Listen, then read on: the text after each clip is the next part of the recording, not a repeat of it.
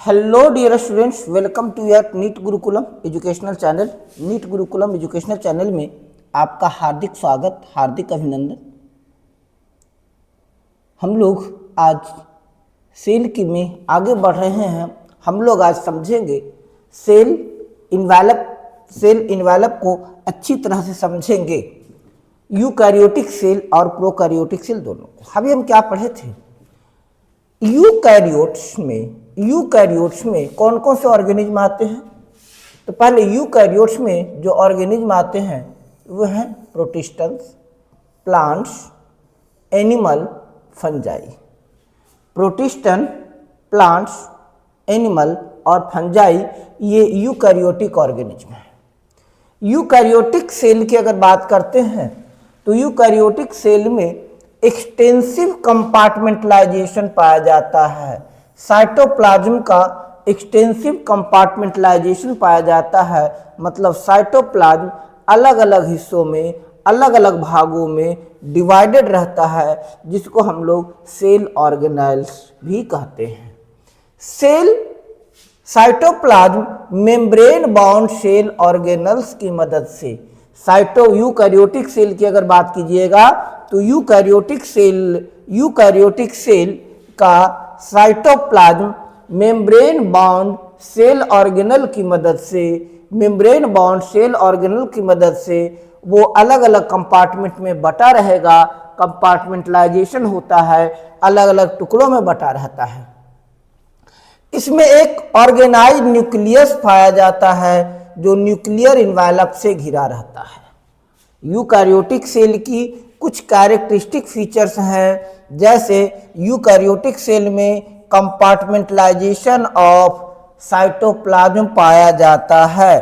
Compartmentalisation of cytoplasm पाया जाता है, मतलब उसका साइटोप्लाज्म अलग अलग कंपार्टमेंट्स में या सेल ऑर्गेनल्स में डिवाइडेड रहता है।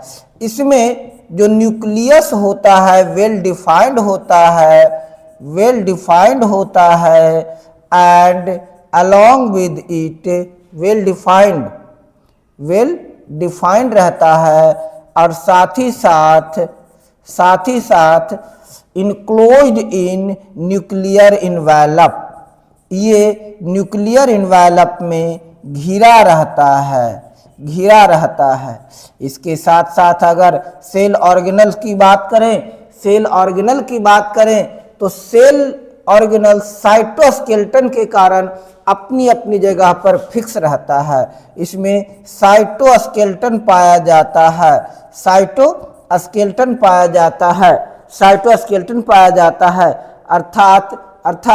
अर्थात इनमें थिन फाइब्रस स्ट्रक्चर होता है, जिसके कारण सारे के सारे सेल ऑर्गेनल्स अपने जगह पर फिक्स रहते हैं।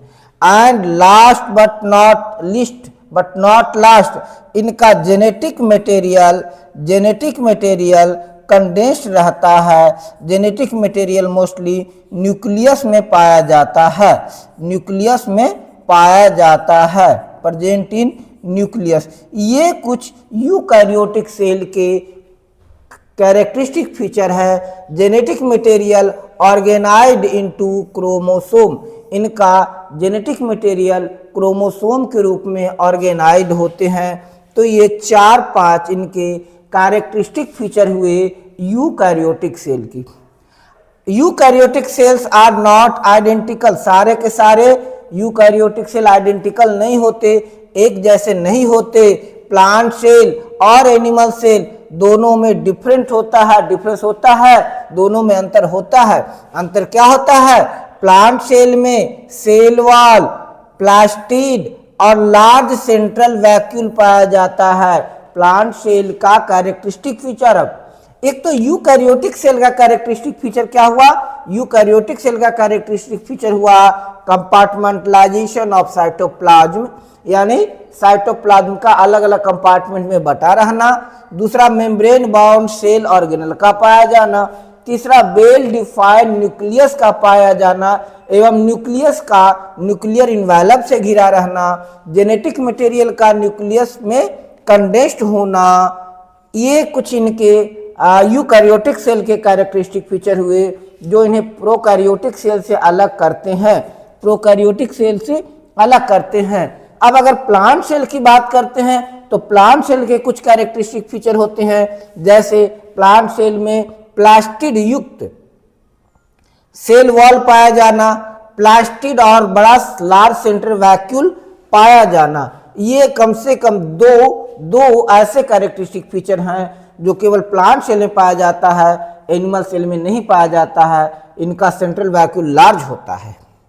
On the other hand animal cell की बात करते हैं तो एनिमल सेल में सेंट्रियोल पाया जाता है। Centriole is present only in animal cell, whereas large central vacuoles, plastids and cell wall, cellulosic cell wall, खास करके cellulosic cell wall is present only in plant cell। क्या है ये देखिए टिपिकल प्लांट सेल है, टिपिकल प्लांट सेल है। Plant cell को देखिए तो सेल वॉल है, सेल वॉल है। अगर सेल वॉल की भी बात करते हैं तो ट्रिपल मेम्ब्रेन सेल वॉल है। आज इसी को समझेंगे, देखिए लार्ज सेंट्रल वैक्यूल है, लार्ज सेंट्रल वैक्यूल होने के साथ साथ देखिए प्लास्टिड है, क्लोरोप्लास्ट हो गया, फिर कहीं क्रोमोप्लास्ट होगा, ल्यूकोप्लास्ट है। तो ये इनकी स्पेसिफिक कैरेक्टरिस्टिक फीचर है, cell wall, large central vacuole और क्लोरोप्लास्ट। ये तीन तो कम से कम कैरेक्टरिस्टिक डिफरेंसेस हैं, फीचर्स हैं जो केवल प्लांट सेल में पाया जाता है। और अगर एनिमल सेल की बात करते हैं तो एनिमल सेल में सेंट्रियोल पाया जाता है,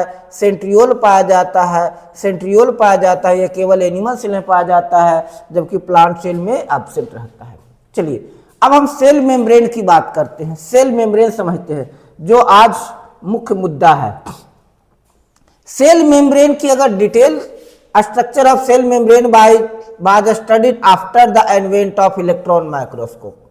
इलेक्ट्रॉन माइक्रोस्कोप के आने के बाद 1950 के दौर में, 1950 के एरा में जब इलेक्ट्रॉन माइक्रोस्कोप आया तो इलेक्ट्रॉन माइक्रोस्कोप के आने के बाद सेल मेम्ब्रेन की कुछ फाइन डिटेल स्ट्रक्चर पाया जा सका, उसे देखा जा सका। उससे पहले उनको देख पाना पॉसिबल नहीं था, क्योंकि इलेक्ट्रॉन माइक्रोस्कोप जो किसी भी स्ट्रक्चर है इसको माइक्रोन लेवल तक स्टडी कर सकता है, यानी किसी भी इमेज को मिलियंस ऑफ टाइम 10 लाख गुना से भी अधिक बड़ा मैग्नीफाई कर सकता है, मिलियन ऑफ टाइम मैग्नीफाई कर सकता है। अब चूंकि कोई भी structure million of time magnify हो रहा है, तो मिलियन ऑफ टाइम मैग्नीफाई होने के कारण उन अल्ट्रा स्ट्रक्चर्स को स्टडी कर पाना पॉसिबल हो सका जिन अल्ट्रा स्ट्रक्चर्स को पहले देख पाना संभव भी नहीं था, जिन्हें देख पाना भी संभव नहीं था। हम उसको स्टडी कर पाने में एबल हो सके, हम उसको पढ़ पाने में, समझ पाने में एबल हो सके। Meanwhile, while chemical studies of the cell membrane, especially in human red blood cells (RBC), enable scientists to deduce the possible structure of plasma membrane। इसके बाद हम लोग ना सिर्फ ह्यूमन आरबीसी को आइसोलेट किए, ब्लड से निकाले, बल्कि उसके मेम्ब्रेन को, आरबीसी की मेम्ब्रेन को स्टडी किए, और आरबीसी की मेम्ब्रेन का स्टडी हमें इस योग्य बनाया कि हम उसकी सहायता से, उसकी हेल्प से हम प्लाज्मा मेम्ब्रेन के स्ट्रक्चर को समझ सके, दीज स्टडी शो दैट। अब ये क्या बताया, हम जब आरबीसी की मेम्ब्रेन को स्टडी कर पाए, हम जब आरबीसी की मेम्ब्रेन को आइसोलेट किए, उसके मेम्ब्रेन को पढ़े, समझे, तो हमें क्या समझ में आया?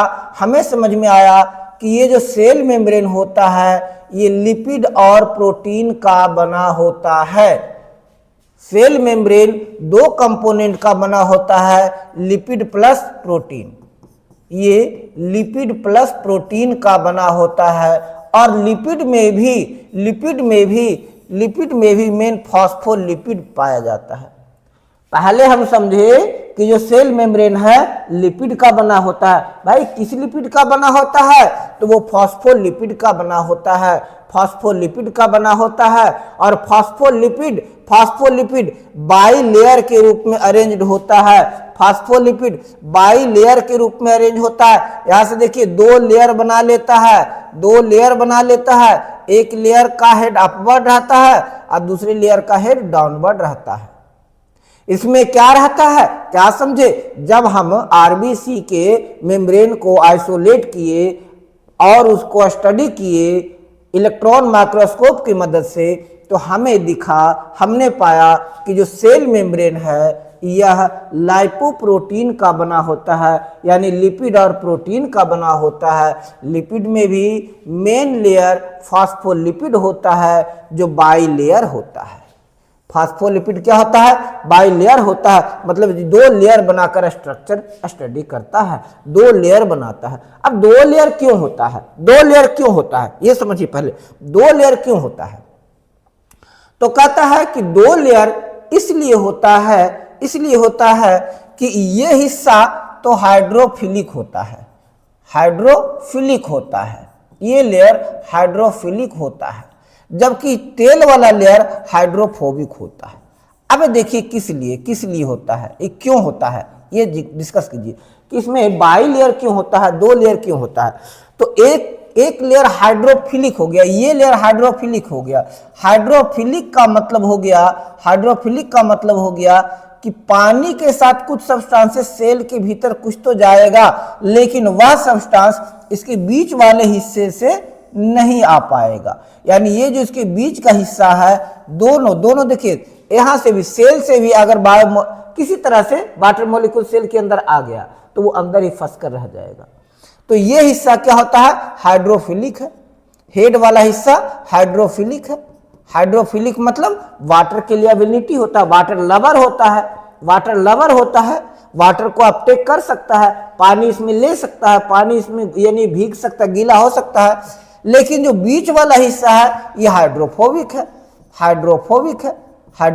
है। मीन्स अगर पानी यहां से चला तो बीच वाले हिस्से में आते आते यहीं पर पानी इतना ही दूर में रुक जाएगा, अंदर से आया तो पानी इतना ही दूर में रुक जाएगा, बीच वाले हिस्से में वाटर नहीं आ पाएगा। अब ऐसा क्यों? इससे बेनिफिट क्या हुआ? तो इससे बेनिफिट हुआ कि अगर सेल गीला भी हो, सेल में वाटर आए भी, तो वो सेल के अंदर नहीं जा पाए, क्योंकि सेल के अंदर जाएगा वाटर कंटेंट बहुत ज़्यादा हो जाएगा, जिसके कारण cellular function, cellular activities disrupt होने के चांसेस होगी और सेल ढंग से काम नहीं कर सकेगा, सेल का सेल ऑर्गेनल ढंग से काम नहीं कर सकेगा। तो कहता है ये लिपिड बाई लेयर का बना होता है। Lipid arrange with in the membrane with polar head towards the outside. Lipid भी इस तरह से अरेंज रहता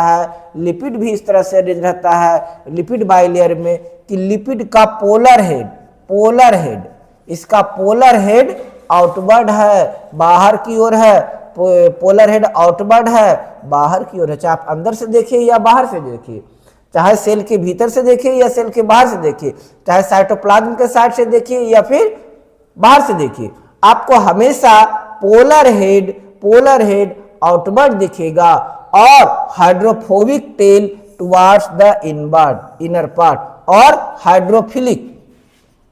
हाइड्रोफोबिक टेल अंदर की ओर दिखेगा। ये इनवर्ड होगा, अंदर की ओर होगा, और ये आउटवर्ड होगा, बाहर की ओर होगा। यानी अगर वाटर मॉलिक्यूल इसेंशियल, क्योंकि वाटर मॉलिक्यूल तो जाना ज़्यादा नहीं, अगर वाटर मॉलिक्यूल गया भी तो वो सेल के अंदर फंस जाएगा।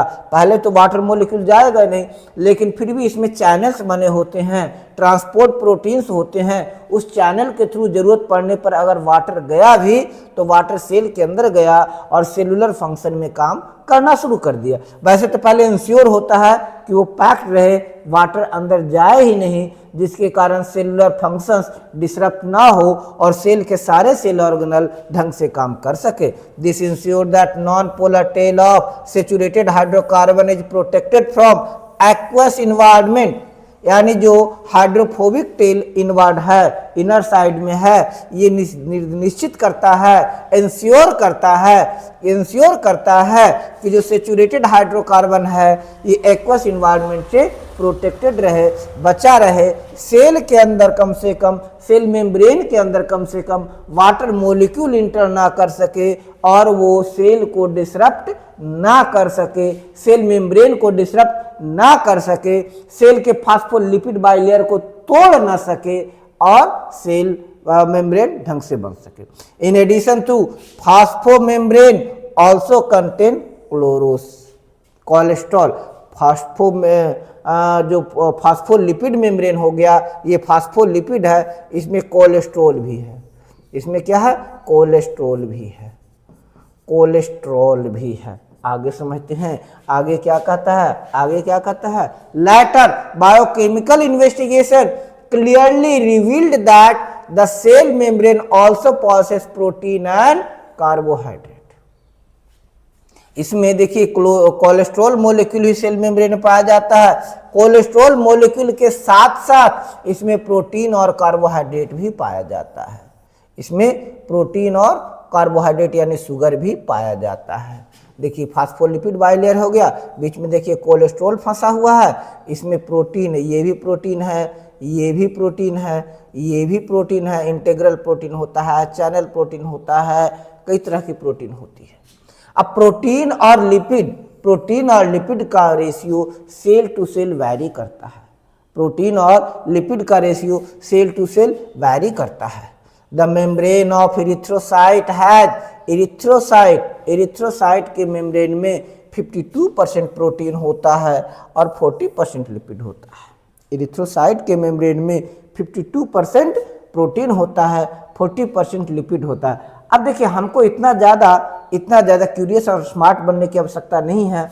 हम नीट आगे डिस्कस हम कुछ करेंगे। जैसे मान लिया जाए कुछ ऐसे क्वेश्चन हुए हैं जो बियॉन्ड एनसीईआरटी पूछे हैं, तो वो हम देखते हैं कि बियॉन्ड कहाँ तक गया है। ठीक है, अब आप कहिएगा कि आपको इतना एक्सपीरियंस नहीं है तो पढ़ाने क्यों आए हैं? भाई अभी हमारा उद्देश्य एनसीईआरटी ही पढ़ना है। पहले एनसीईआरटी तो देख लो, एनसीईआरटी में ही इतने फाइन लाइन दिए हुए हैं, एनसीईआरटी में ही इतने फाइन लाइन दिए हुए, उनके बियॉन्ड जाने की आवश्यकता नहीं है। और जो आपके 90 क्वेश्चन है, 90 क्वेश्चन में से 86 प्लस क्वेश्चन डायरेक्ट एनसीईआरटी से ही आएंगे, जो कहीं ना कहीं एनसीईआरटी के बिटवीन द लाइन है। एक आध क्वेश्चन इधर उधर गया तो वो तो हर कोई 90 आउट ऑफ 90 क्वेश्चन, शायद ही कोई ऐसा एजुकेटर होगा जो आपको बायोलॉजी इतना बढ़िया से पढ़ा दे कि आपका 90 आउट ऑफ 90 बन जाए। और अगर हो तो ही हम नहीं कर सकते हैं। इसीलिए हम लोग हार्डली ये इमेजिन करते हैं कि अगर बच्चे को इसमें 350 प्लस आ जाता है, एक से दो क्वेश्चन को बांध कर चलते हैं, छूटता है तो उतना भी है तो बहुत द बेस्ट परफॉर्मेंस है। 720 आउट ऑफ 720 आ जाता है, वो क्वेश्चन लेवल पर डिपेंड करता है। कभी कभी क्वेश्चन का लेवल इतना इजी पूछ लेता है कि बच्चा सारा का सारा सही कर देता है। जैसे 2026 दिस ईयर नीट की अगर बात करते हैं तो इसका फिजिक्स सेक्शन बहुत इजी था, जबकि बायो क्वेश्चन डिफिकल्ट था। और उसको डिफिकल्ट क्या बनाया था? लेवल ऑफ क्वेश्चंस नहीं, पैटर्न ऑफ क्वेश्चन डिफिकल्ट था। जिसकी अभ्यास नहीं किए थे हम पहले उसकी अभ्यास करें। कई बार होगा कि आपको आता है क्वेश्चन नहीं, छूट जाएगा, क्योंकि अब ये क्या कर रहा है, मल्टीपल स्टेटमेंट दे रहा है जो आपको कन्फ्यूजन पैदा कर सकता है। अब जैसे इसी में दे दिया इरिथ्रोसाइट्स के जगह पर कुछ और दे दिया, या दे दिया erythrocyte contain 40% of protein and 52% of lipid, 40% of protein and 52% of lipid. तो आप यहाँ पर थोड़ा सा फंस जाइएगा। आपके दिमाग में है लिपिड और प्रोटीन तो होता है, एग्जैक्ट क्या है? तो एनटीई अब आपसे एग्जैक्ट नॉलेज की एक्सपेक्टेशन कर रहा है। एग्जैक्ट नॉलेज, तो पहले एग्जैक्ट नॉलेज एनसीईआरटी का ले लीजिए, फिर हम आगे एग्जैक्ट नॉलेज की बात करेंगे। और वो क्वेश्चन हमारे प्रैक्टिस सेशन के दौरान बहुत आसानी से पकड़ा जाते हैं। प्रैक्टिस किया ही इसलिए जाता है कि अगर सिलेबस से बाहर का एक दो क्वेश्चन आया तो हम उसमें कर लेते हैं, बट सबसे पहले इसको देख लेते हैं। तो कहता है क्या, अगर मेम्ब्रेन की बात करते हैं, इरिथ्रोसाइट के मेम्ब्रेन को एनालाइज किया और उन्होंने पाया कि मेम्ब्रेन में 52% प्रोटीन होता है और 40% लिपिड है। तो कम से कम आप याद रखिएगा कि मेम्ब्रेन में प्रोटीन लिपिड से ज़्यादा होता है। मेम्ब्रेन में, सेल मेम्ब्रेन में प्रोटीन ज़्यादा होता है, लिपिड से कम है। अब यहाँ पर आप ये गलती नहीं कर पाइएगा, अगर आपको दे देगा 52% लिपिड और 40% प्रोटीन, तो कहिएगा भैया यह स्टेटमेंट गलत है, क्योंकि किसी भी सेल मेम्ब्रेन में प्रोटीन तो, लिपिड तो कभी भी प्रोटीन से ज़्यादा हो ही नहीं सकता है, हमेशा प्रोटीन ज़्यादा होगा, लिपिड कम होगा। Depending upon ease of extraction, membrane protein can be classified as integral protein and peripheral protein.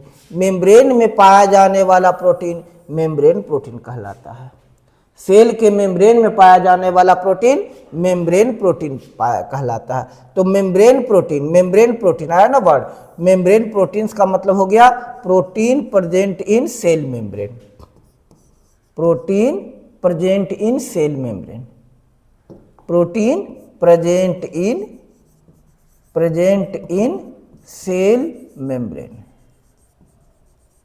Cell membrane में पाया जाने वाला प्रोटीन सेल मेम्ब्रेन कहलाता है। और मेम्ब्रेन प्रोटीन दो तरह का हो गया, एक पेरिफेरल प्रोटीन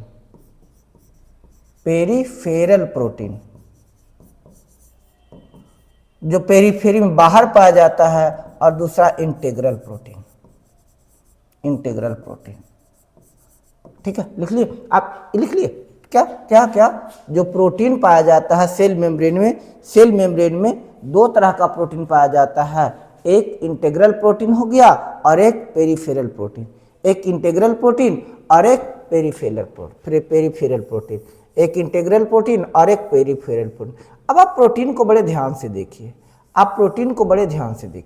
अगर आप प्रोटीन को ध्यान से देखिएगा तो आप क्या पाइएगा, प्रोटीन को ध्यान से अगर आप देखते हैं तो आप देख रहे हैं प्रोटीन में कि कुछ प्रोटीन मोलेक्यूल पेरिफेरी में यानी बाहर की ओर है, कुछ प्रोटीन, ये देखिए कुछ प्रोटीन मोलेक्यूल ये बाहर की ओर है, अंदर से बाहर जा रहा है, ये जा रहा है। तो पेरिफेरी मतलब बाहर, ये जो सेल मेम्ब्रेन है इसके बाहर का हिस्सा बाहरी हिस्सा, पेरिफेरी का मतलब हो गया बाहरी हिस्सा। और इंटीग्रल इसका भाग बन चुका है, कुछ प्रोटीन इसका पार्ट बन चुका है, इंटीग्रल प्रोटीन कहलाता है। यानी जो सेल मेम्ब्रेन में धंसा हुआ है उसको हम लोग कहते हैं इंटीग्रल प्रोटीन। अब इंटीग्रल प्रोटीन में भी आगे समझेंगे तो चैनल प्रोटीन आता है। अब क्या कहता है, पेरिफेरल प्रोटीन कहाँ है, मेम्ब्रेन के सरफेस पर पाया जाएगा।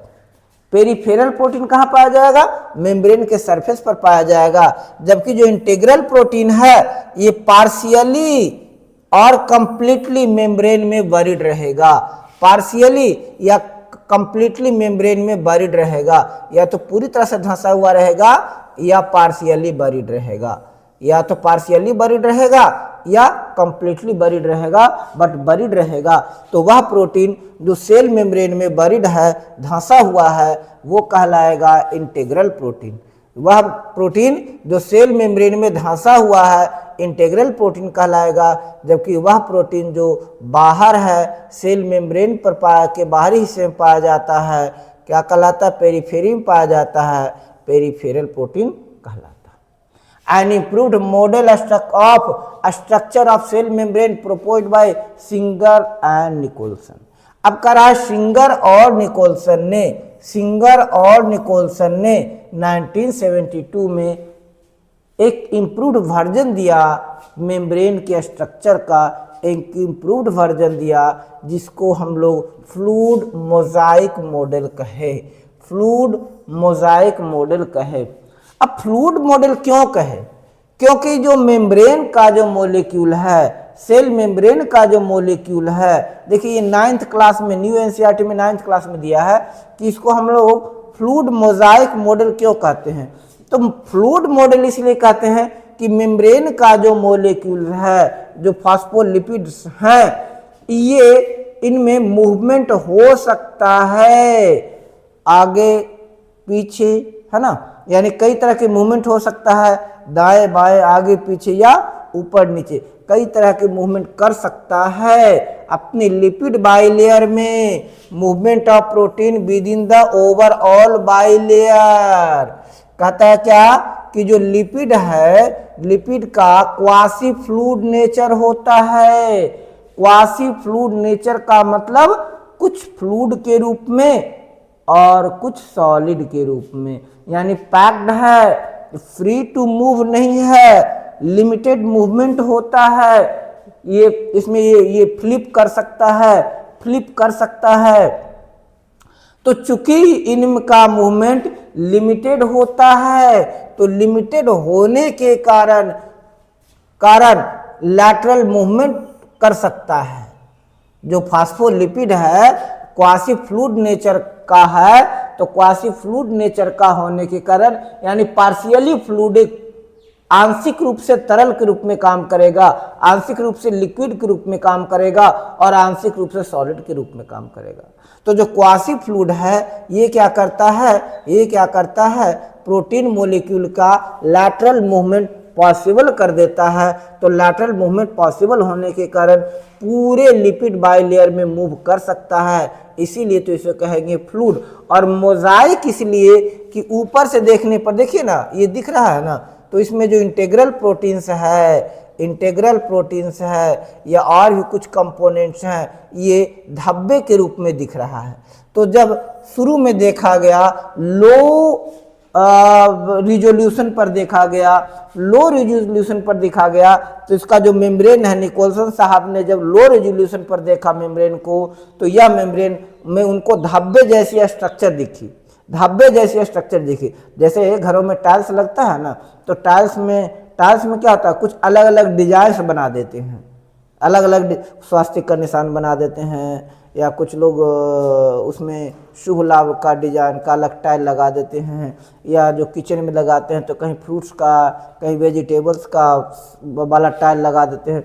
तो वो एक मोजाइक की तरह दिखता है, धब्बे की तरह दिखता है, अलग से दिखता है, अलग से दिखता है। तो इनका जो प्रोटीन था, इंटीग्रल प्रोटीन खास करके, वो इंटीग्रल प्रोटीन अलग से धब्बे के रूप में दिखा, मोजाइक के रूप में दिखा, इसीलिए इन्होंने अपने मॉडल का नाम दिया फ्लूइड मोजाइक मॉडल। तो फ्लूइड मॉडल क्यों कहा, फ्लूइड मॉडल क्यों कहा कि जो लिपिड का क्वासी फ्लूइड नेचर, लिपिड का क्वासी फ्लूइड नेचर प्रोटीन के सेल के अंदर प्रोटीन के मूवमेंट, लैटरल मूवमेंट को पॉसिबल कर दिया। लिपिड के क्वासी फ्लूइड नेचर के कारण प्रोटीन है वो बाइलेयर में मूव कर सकता था, मूव कर सकता था, इसलिए इसे फ्लूइड कहे। और चूंकि जो इंटीग्रल प्रोटीन था वो धब्बे के रूप में दिखा, इसीलिए इन्हें मोजाइक कहा, और दोनों को मिलाकर फ्लूइड मोजाइक मॉडल। अब देखिए मोजाइक फ्लूइड क्यों नहीं कहे, फ्लूइड मोजाइक क्यों कहे, क्योंकि पहले फ्लूइड नेचर का ही पता चला था। पहले ऐसा नहीं कि फ्लूइड और मोजाइक, अरे भैया मोजाइक फ्लूइड भी कह सकते थे, वो तो नाम जैसे बोलिएगा वैसे होगा। जैसे कुछ लोग नाम रखते हैं ABC कुमार, कुछ लोग नाम लिखते हैं कुमार ABC। तो अगर आप कुमार ABC रखिए तो कुमार ABC ही कहेंगे ना। बट तो अब कुमार ABC क्यों रखते हैं, उसका भी अलग रीजन होगा, क्योंकि वो कुमार की प्रायोरिटी देते हैं, अपने नाम की प्रायोरिटी नहीं देते हैं। कुछ लोग ABC कुमार रख देते हैं तो वो नाम की प्रायोरिटी देते हैं। इसी तरह से आगे वाला का मतलब उसकी प्रायोरिटी वो पहले देखा गया। तो फ्लूइड नेचर का पहले पहले चला था, बाद में मोजाइक नेचर का पता चला। बाद में देखा रहे ये तो धब्बे जैसा भी दिख रहा है, बाद में सबसे पहले नहीं दिखा। अब वो क्यों दिखा, वो अंधे थे क्या थे, वो तो बात की बात है, नहीं कह सकते ना कि वो अंधे थे या उन्हें पहले नहीं दिखा। अब हो सकता है कि ये तब दिखा जब उसकी रिजोल्यूशन बढ़ी, कम रिजोल्यूशन पर वो बहते हुए दिखा, जो बाइलेयर के अंदर मूव करते हुए दिखा, कुछ चीजें मूव करते हुए दिखा। जब रिजोल्यूशन बढ़ाए तब दिखा उन्हें प्रोटीन के कुछ धब्बे दिखे, प्रोटीन के कुछ धब्बे दिखे। तो इसीलिए चूंकि पहले फ्लूइड नेचर का पता चला था, बाद में मोजाइक नेचर का पता चला था, इसीलिए सिंगर और निकोलसन ने इस मॉडल का, अपने मॉडल का नाम दिया fluid mosaic nature. This ability to move within the membrane is measured its fluidity. Fluid nature of membrane is also important from the point of view of function. अब करा fluid nature cell के लिए helpful था। अब Mosaic nature भी helpful है। Mosaic nature क्यों आया? इंटीग्रल प्रोटीन के कारण आया, फिर चैनल प्रोटीन के कारण आया। चैनल प्रोटीन भी इसमें पाया जाता है। अगले वाले स्लाइड में देखिए, दिखाएंगे और थोड़ा इसको और क्लियर हो जाएगा। इसमें इंटीग्रल प्रोटीन यानी प्रोटीन धंसा हुआ रहता है, ये तो इसका पार्ट हो गया। कुछ चैनल प्रोटीन भी होता है। चैनल प्रोटीन इनेबल किया क्या कि सेल के अंदर और बाहर सब्सटेंसेस को आने जाने में, कुछ जो सब्सटेंसेस सेल के आर पर जाएगा वो चैनल प्रोटीन के साथ ही जाएगा। दैट्स वाई सिलेक्टिवली परमिएबल है। तो हाँ, तो आगे कह रहा है क्या, इनका जो फ्लूइड नेचर है कुछ विशेष फंक्शंस के लिए जरूरी है। जैसे सेल ग्रोथ, सेल का साइज बढ़े। सेल का साइज कैसे बढ़ेगा? फ्लूइड नेचर, लिक्विड में ही तो एक्सपेंशन होगा ना, लिमिटेड एक्सपेंशन होगा। लिक्विड है तो लिमिटेड एक्सपेंशन है। सॉलिड में एक्सपेंशन पॉसिबल नहीं है। सॉलिड है, अब जैसे ये रूम है, अब इसको आप नहीं फैला सकते, लेकिन अगर फ्लूइड होता तो इसको थोड़ा सा फैला सकते थे। तो सॉलिड में एक्सपेंशन पॉसिबल नहीं है, एक्सपेंशन पॉसिबल है फ्लूइड में। तो फ्लूइड नेचर इसके लिए इंपॉर्टेंट है क्योंकि ये सेल ग्रोथ में हेल्प करता है। Intercellular junction, not intra, intercellular junction बनाने में हेल्प करता है। अब दो सेल जुड़ेगा कैसे? जंक्शन क्या होता है? प्लेस वेयर टू और मोर substances join together. Intercellular junction, दो सेल्स के बीच का जंक्शन, तो दोनों सेल जुड़ेगा कैसे? तो ये इंटरसेल्यूलर जंक्शन पॉसिबल किसके कारण है? फ्लूइड नेचर के कारण। सेक्रेशन भी फ्लूइड नेचर के कारण ही हुआ। इसके साथ इंडोसाइटोसिस मतलब सेल के अंदर कुछ गया सब्सटेंसेस तो उसको तोड़ दिया, नष्ट कर दिया। साइटोसिस मतलब नष्ट करना। इंडोसाइटोसिस, सेल डिवीजन, ये सब के सब पॉसिबल है फ्लूइड नेचर के कारण। तो fluid nature is helpful in, fluid nature किसमें हेल्पफुल है?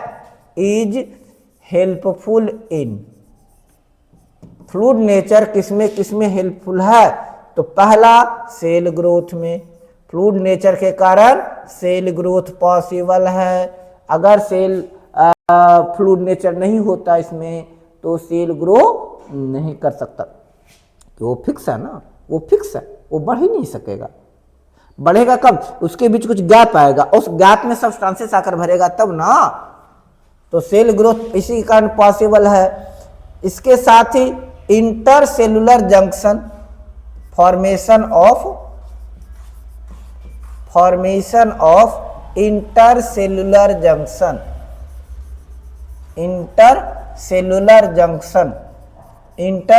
जंक्शन का फॉर्मेशन पॉसिबल है। इंडोसाइटोसिस, सेल डिवीजन जैसे फंक्शंस पॉसिबल है due to fluid nature of membrane. अब देखिए हम लोग वही बात कर रहे थे, प्रोटीन की बात कर रहे थे। One of the important function of plasma membrane, transport of molecule. अब देखिए प्रोटीन में आ गया। देखिए अब प्रोटीन में आ गया। ये चैनल प्रोटीन है, ये चैनल प्रोटीन है। मतलब वह प्रोटीन जो चैनल बना देता है, आर पार जाने के लिए रास्ता बना देता है। Membrane is selectively permeable to some molecule present on either side. ये सेलेक्टिवली परमिएबल है, कुछ सेलेक्टिव नेचर के सब्सटेंस ही अंदर और बाहर जा सकते हैं। Many of molecule can move briefly across the membrane without any requirement of energy. बहुत से ऐसे मोलिक्यूल्स हैं जो सेल के आर पार आ जा सकते हैं आसानी से बिना किसी एनर्जी रिक्वायरमेंट को, के जिनके लिए एनर्जी की ज़रूरत नहीं है वो आसानी से सेल के आर पार दाएं बाएं आ जा सकते हैं by the process of simple diffusion. कुछ मोलिक्यूल नहीं हाँ, विदाउट रिक्वायरमेंट ऑफ पैसिव, इसको कहते हैं पैसिव ट्रांसपोर्ट। अब ट्रांसपोर्ट दो तरह का हो गया, एक्टिव ट्रांसपोर्ट वैसा ट्रांसपोर्ट जिसके लिए एनर्जी की रिक्वायरमेंट होती है, बिना एनर्जी के जो ट्रांसपोर्ट पॉसिबल नहीं है वो एक्टिव ट्रांसपोर्ट होता है, और मतलब धक्का दे करके बाहर किया वैसा ट्रांसपोर्ट, जैसा आपने धक्का दिया वो बाहर चला गया तो उसको एनर्जी लगाना पड़ा, बार बार एनर्जी लगाना पड़ता है, वो हो गया एक्टिव ट्रांसपोर्ट। जैसे अगर कोई सब्सटेंस पानी बह रहा है उसके अपोजिट डायरेक्शन में जा रहा है, या हवा तेज चल रही है, हवा के अपोजिट डायरेक्शन में जाना है तो आपको फोर्स लगाना पड़ेगा, तो वो हो जाएगा पैसिव ट्रांसपोर्ट। हवा आ रही है सामने से, हवा के उल्टी दिशा में आपको चलना है तो आपको फोर्स लगाना पड़ेगा, वो हो जाएगा एक्टिव ट्रांसपोर्ट। जिस दिशा में हवा, जिस डायरेक्शन में हवा बह रही है उसी डायरेक्शन में जाना है, फोर्स नहीं लगाना पड़ेगा, कम लगाना पड़ेगा। अब देखिएगा कि जब हवा चलता है तो डस्ट पार्टिकल ऐसे ही उड़ जाता है, ऐसे ही उड़ जाता है, हल्का बॉडी ऐसे ही उड़ते चले जाते हैं, बहुत से ऐसे फ्लोरल पार्ट होते हैं, पत्ते ऐसे उड़ जाते हैं, वो हो गया पैसिव ट्रांसपोर्ट जिसमें आपको एनर्जी लगाना नहीं पड़ता, एनर्जी नहीं लगाना पड़ता।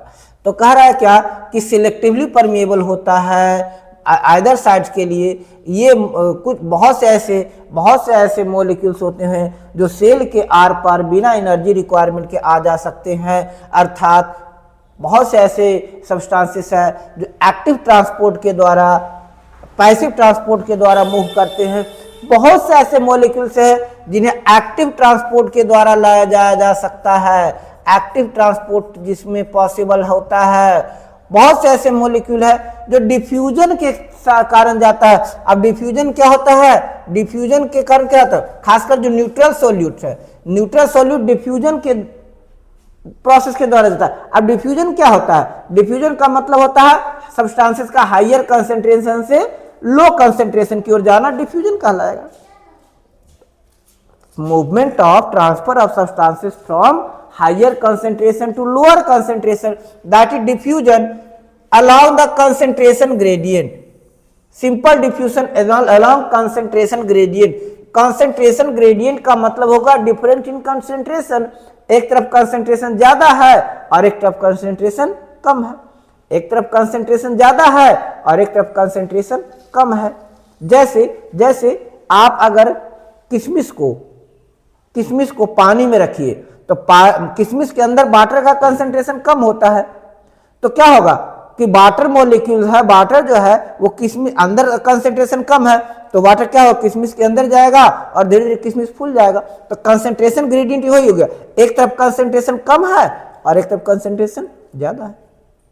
कंसंट्रेशन ग्रेडियंट का मतलब कि मेम्ब्रेन के एक तरफ कंसंट्रेशन कम है और एक तरफ कंसंट्रेशन ज्यादा है, तो सब्सटेंस हाई कंसंट्रेशन से लो कंसंट्रेशन की ओर मूव किया। तो कंसंट्रेशन ग्रेडियंट के अगेंस्ट अगर कोई सब्सटेंस मूव करता है, कंसंट्रेशन डिफरेंट के कारण मूव करता है, उसको डिफ्यूजन कहते हैं। यानी क्या हो गया, कंसंट्रेशन ग्रेडियंट क्या हो गया, हायर कंसंट्रेशन से लोअर कंसंट्रेशन की ओर मूव करता है, हायर कंसंट्रेशन से lower concentration. Water may also move this membrane from higher to lower concentration. Movement of water by diffusion is called osmosis. अब ऑस्मोसिस क्या होता है, ऑस्मोसिस क्या होता है, वाटर मॉलिक्यूल का डिफ्यूजन, वाटर मॉलिक्यूल को डिफ्यूजन के थ्रू मूव करना, डिफ्यूजन के द्वारा मूव करना, दैट इज कॉल्ड ऑस्मोसिस। फिर वही चीज हो गया, वाटर का हायर कंसंट्रेशन से लोअर कंसंट्रेशन की ओर मूव करना, डिफ्यूजन। अब डिफ्यूजन क्या होता है, डिफ्यूजन और ऑस्मोसिस में क्या अंतर है, डिफ्यूजन और ऑस्मोसिस में क्या अंतर है। ऑस्मोसिस में मेम्ब्रेन इन्वॉल्व होगा बेटा, ऑस्मोसिस में मेम्ब्रेन होगा बेटा इन्वॉल्व, डिफ्यूजन में मेम्ब्रेन नहीं होता है। तो ऑस्मोसिस को आप कह सकते हैं diffusion through membrane, diffusion with the help of membrane, उसको आप कहेंगे osmosis.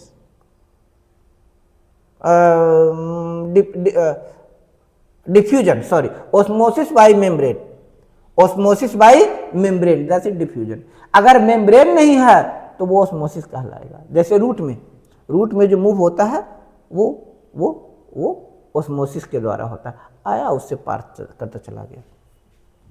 Polar molecule can not pass through the non polar lipid bilayer. अब ये भी ध्यान रखिएगा, जो लिपिड बाइलेयर होता है, लिपिड बाइलेयर है, ये लिपिड बाइलेयर नॉन पोलर है। लिपिड बाइलेयर नॉन पोलर होता है, न्यूट्रल होता है, कोई पोल्स नहीं बनता, पॉजिटिव निगेटिव टर्मिनल नहीं बनता है। तो नॉन पोलर मेम्ब्रेन के से पोलर मॉलिक्यूल नहीं जा सकता। अब पोलर मॉलिक्यूल को मूव करना है तो उसके लिए क्या बनाता है, कैरियर प्रोटीन। क्या बनाता है, carrier protein. Carrier protein ensure movement of polar molecule from non polar lipid bilayer. Carrier molecule और carrier protein enables movement of polar molecule from non polar layer. They require carrier protein membrane of the membrane to facilitate their transport across the membrane। ये ensure करते हैं membrane के across movement का transfer. A few ions of molecules are concentrated across the membrane. कुछ molecule membrane के across concentrated होते हैं, कुछ मोलिक्यूल मेम्ब्रेन के अक्रॉस कंसेंट्रेटेड होते हैं against their concentrated gradient from, that is कुछ क्या इंश्योर करते हैं कि लोअर कंसेंट्रेशन से हायर कंसेंट्रेशन की ओर कंसेंट्रेशन ग्रेडियंट के अगेंस्ट मूव करे, लोअर से हायर कंसेंट्रेशन की ओर मूव करे। ऐसे ट्रांसपोर्ट एनर्जी डिपेंडेंट होते हैं और इनको एक्टिव ट्रांसपोर्ट करते हैं। कुछ प्रॉब्लम्स है जिसके कारण आज की क्लास यहीं तक ब्रेक करता हूं। Next in the next class. Thank you very much, thank you for being.